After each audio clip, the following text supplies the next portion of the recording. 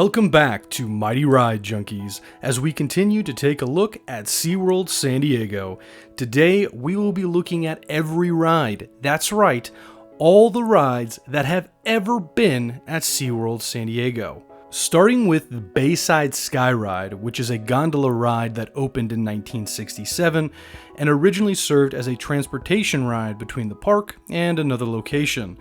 From 1967 to 1986, the Bayside Sky Ride went under the banner SeaWorld Atlantis Sky Ride, and it would take guests 80 feet in the air from the park, across the bay, and to the SeaWorld Atlantis restaurant that wasn't inside the confines of the park. In 1986, the restaurant was closed along with the Skyliner. The building for the restaurant was turned into a research facility and is still in use as of this upload date. The Skyliner was reopened in 1988 under the Bayside Sky Ride name. This time, instead of stopping, the ride would do a complete 360, making the full circle, the full journey, about 6 minutes. In 1969, the Sky Tower was opened. Riders would load onto a spinning saucer that would take them 320 feet in the air in a slow, relaxing speed to fully enjoy the San Diego and Mission Bay area, as well as get a bird's eye view of the park. It takes 6 minutes to go all the way to the top and back down again, and as of this upload date, park dwellers will have to pay an additional fee to get on. In 1994, SeaWorld San Diego opened its first ride, a motion simulator ride called Mission Bermuda Triangle. When SeaWorld created Mission Bermuda Triangle, we wanted you to experience firsthand the mystery and the intrigue behind countless inexplicable disappearances. We wanted you to feel the same kind of excitement as those who entered the triangle, only to never return. But there was one thing we didn't count on. It's not very good for repeat visits. Mission Bermuda Triangle, now disappearing at SeaWorld. The story would take guests aboard a new state-of-the-art submarine and go into the depths of the Bermuda Triangle. Throughout the journey, you would discover the remains of the USS Cyclops, a real ship that disappeared in the Bermuda Triangle in 1918. While looking through the remains, tectonic plates would collide, causing an earthquake, and everything around you begins to fall apart. Luckily, you make it out just in time for the Coast Guard to rescue you. When the ride first opened, it faced three big problems right from the start. The first, it was a prototype. Even for 1994 standards, this ride would have never stood the test of time. Second, a lot of guests complained the elements were too extreme for young children, and now that I'm going down memory lane here, I do remember this story scaring me a bit when I was 5 or 6. But the biggest issue was SeaWorld attempted to pull a fast one with the city of San Diego.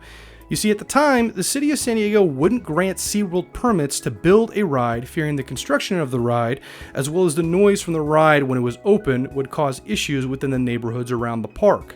SeaWorld got around this by getting permits for calling it a sit-down attraction that would educate people of the Bermuda Triangle and take people through an exhibit at the conclusion of the attraction. The outline does mention sudden vibrations and movement to keep the audience engaged, but no mention of the words motion simulator nor ride were mentioned in the granted permits. Instead, it went under the label a motion-based theater. But Bermuda Triangle got a lot of publicity even before its grand opening. The ride was built, no one noticed that it was an actual ride, and the leaders at SeaWorld hadn't proven their point. Although, the plan of an add-in exhibit had bit them in the butt. The exhibit had never been built, and as a result, they hadn't fulfilled their agreement with the city of San Diego. Sure, they could have paid a fee and made everything go away, but the price far outweighed the price of an exhibit. Not only would it cause possible legal issues, but it would have made future plans for the park more difficult to get approved. The best way I can compare this, if you compare it to a loan and your credit score. When you get a loan, you have an interest rate, you have so much you have to pay a month, and if you don't follow those guidelines or you miss a payment, it affects your credit score. So when you try to get another loan, your interest is a lot higher or your payments are a lot more. But in 1996, construction for this exhibit finally took place with an Arctic theme, with the main attraction being polar bears. The following year in 1997, Bermuda Triangle closed its doors. When it reopened, it was a completely new theme and the ride was now called Wild Arctic. and it also had been correctly labeled this time around as a motion simulator ride. In the Wild Arctic ride, guests board the White Thunder helicopter that can go underwater. It's special. Very similar to Mission Bermuda Triangle, you would experience engine trouble and go through an avalanche. You would eventually make it back to base and land in the exhibit you would experience once off the ride. However, even with the update, the Wild Arctic still had some serious test of time issues. The graphics were so bad on this ride that in 2018, SeaWorld opted to remove the entire pre-show that explained your mission in the ride, opting to talk about Arctic wildlife and have a live employee explain to you the required safety procedures instead. The ride eventually closed permanently in January of 2020. The last time I went on this ride was in late 2017. My wife and I were the only people on a 50-seat attraction, and it was so insanely bad when you compare it to what the theme parks dish out nowadays. I'm really surprised this lasted as long as it did. On May 29th, 1999, Shipwreck Rapids opened to get guests soaked in a pretty unique theme of ships that have gotten caught in the furious rapids you're about to face. At 1,600 feet of rapids to travel through, it will take you 3 minutes and 15 seconds to see all the ships that wreck together to form a cafe on top. Besides the ships, you'll pass by a live turtle exhibit while trying to dodge the water cannons from up top as bystanders attempt to get you extra wet. Shipwreck Rapids is notorious for having one of the longest wait times in the park, usually having an average wait time of 90 minutes during the hot summer seasons, and the reason for this is actually pretty dumb. Most river rapid rides that extend past 1,500 feet have anywhere from 25 to 35 rafts in circulation during the busiest months. Shipwreck Rapids only uses 9 during normal business days and adds up to 7 during the busy months, meaning their max is only half of what other river rapid rides use. That being said, the ride is worth it, but be prepared to wait on warmer days. 2004, Journey to Atlantis opened in Seaworld San Diego as the first and only water roller coaster in California. A water coaster is a ride that starts off as a typical log flume ride before turning into a steel coaster near the conclusion of the ride. The ride of the same name opened first at the Orlando park and had a stronger narrative than the San Diego model. That being said, the San Diego version makes up with more coaster track than the Orlando park. The ride starts as a log flume ride that takes you up a lift before plunging you down a 60-foot drop to the water below. Instead of taking you up another lift, the flume boards onto an elevator and gives you a very unnoticeable story while giving you the feel you're trying to desperately get to the surface. Once at the top, you will no longer be in the water, but on a steel track. You will go down a 70-foot curved drop before going through a bit more track and back into the water at about 42 miles per hour.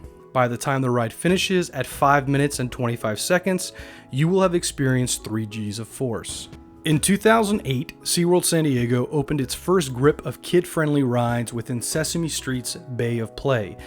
There you would find Abby's Sea Star Spin, which was a normal teacup spinning ride. Speaking of spinning rides, Elmo's Flying Fish is another spinning rocket ride where you control how high or low your vehicle goes. To try and change the typical theme of flying, this ride uses the theme of trying to make you feel like you're swimming in a circle.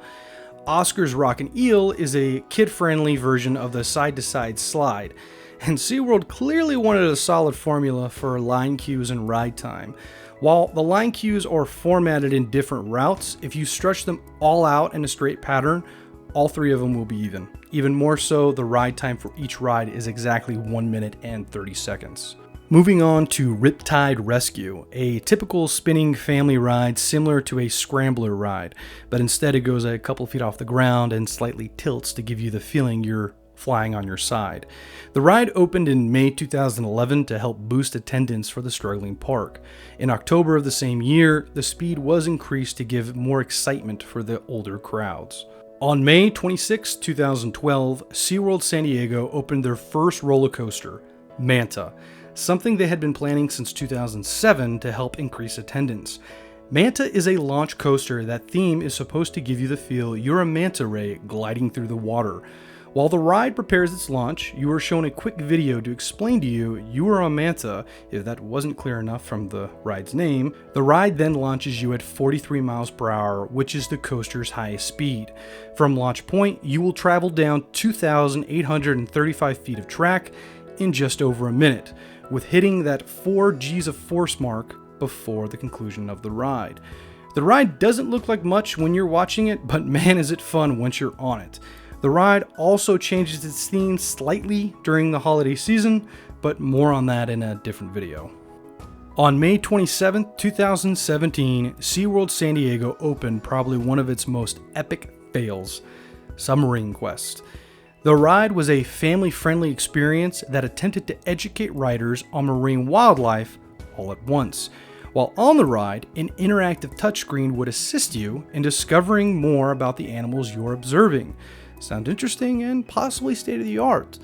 This is how SeaWorld advertised the ride. However, when the ride opened, it was anything but and kind of a cluster. First, you had the genius idea of having the majority of the ride outside, which made viewing the screen with the story playing out and using the touchscreen almost impossible in the sun-shining days, and the glare would be unbearable sometimes. What made it worse was the point of the ride was to educate riders in a fun, interactive way about marine wildlife. Yet, not one live animal was observed on this ride. Everything is computer generated. As you can see from how this ride is moving, this could have easily been surrounded by more of an enclosure and actual marine life. By August of 2017, the ride began experiencing major technical difficulties, and it would have unscheduled shutdowns that would last an entire day.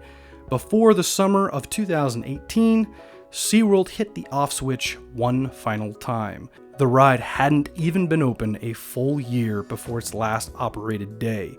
Rumors circulated the ride would be possibly getting upgraded, but by March 2019, those were put to bed as a portion of the ride, including the entrance sign, was taken out. Within the same Ocean Explorer land that Submarine Quest sat, 3 more kid-targeted rides and 1 family-friendly ride opened on the same date. The family-friendly ride was called Tentacle Twirl, a typical swing ride where the swings were themed to be the tentacles of a jellyfish. It takes about 2 minutes to fully experience the ride, and other than the theme, there is nothing different to it when you compare it to swing rides at other theme parks. Aqua Scout is even more tamed version of the Elmo's Flying Fish. The highest you can get off the ground is 5 feet, and you don't have to worry about attempting to control how high or low the ride goes. Instead, it continuously goes up and down to give your little ones their first experience at a slight free-falling feeling when the cart comes down. The ride time is 1 minute and 30 seconds, which is just enough time to keep your lunch down. Sea Drag and Drop is a kid-friendly drop ride that takes you up approximately 20 feet in the air and never fully drops you. Instead, your little one will bounce 3 times until they reach the bottom. The ride will take them up and repeat until it goes a total of 3 times from top to bottom. Octorock is a stationary swinging ride that lasts, you guessed it, 1 minute and 30 seconds. It's basically a swing on steroids for the kids. If you plan on riding with your little one, make sure you're shorter than 6 feet or you will not be joining them. Electric Eel opened on May 10, 2018, which is a Skyrocket 2 ride. Like all Skyrocket 2 rides, they are all clones of one another since the original creation of Superman Ultimate Flight at Six Flags Discovery Kingdom. Electric Eel is exactly 863 feet of track. The ride starts by launching you fast enough to almost get up the first part of the coaster before gravity takes over and brings you back down. You will then pass the loading platform going backwards and up the track that leads into the load platform. While coming back down, you are relaunched at 62 miles per hour before you experience the rest of the ride. Skyrocket 2 rides are starting to be built at a lot of theme parks, with an average of 2 a year being created. I think because the concept is easy and it doesn't take up much space, but the ride is alright. It's nothing special. Whoops. Opinion. Sorry about that, guys. On May 24th, 2019, SeaWorld San Diego opened Tidal Twister, which they categorized this as a upside down dueling coaster.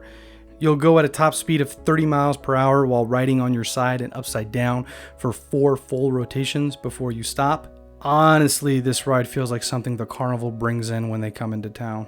And that is every single ride that has ever been at SeaWorld San Diego. Everything is here, so no decade videos, no gone but not forgotten videos. I will admit at some point I'm going to have to return to SeaWorld San Diego. They're finally coming out with a dive coaster. The opening has been postponed because of the whole COVID-19 nonsense. But I'm super excited to cover that ride and to experience it for the first time. Dive coasters are starting to become a huge thing, especially on the West Coast, and I do love them a lot. With that being said, the next video will be the second to last for SeaWorld San Diego. But if you liked this video, please give it a thumbs up. I always appreciate that. Sub if you want to see more, or if you're just here waiting for a different park. Another thing I want to pass on to, I do have a second channel, Mighty Entertainment. It's a brand new channel. There's only 3 videos onto it. My schedule and how I do the videos is completely different than how I do the schedules here. So it's completely random. I don't follow a pattern. Pretty much when one video is done, it goes up. So please check a look at that channel if you see something you like or you like the concept, subscribe to that and help that channel grow as well. But until then, ladies and gentlemen, take care and be safe.